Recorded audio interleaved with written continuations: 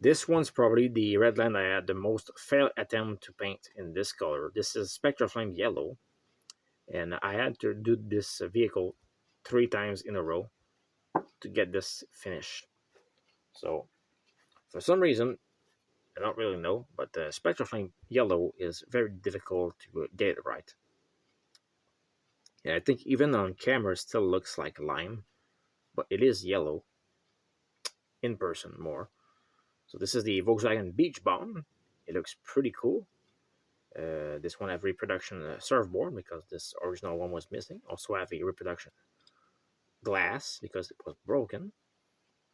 And I think this is the rarest color you can get with the Beach Bomb of this era, yellow, along with the I think purple, if I'm not mistaken, because this one was never made in pink. So anyway, guys, I hope you enjoyed this video. See you in the next one.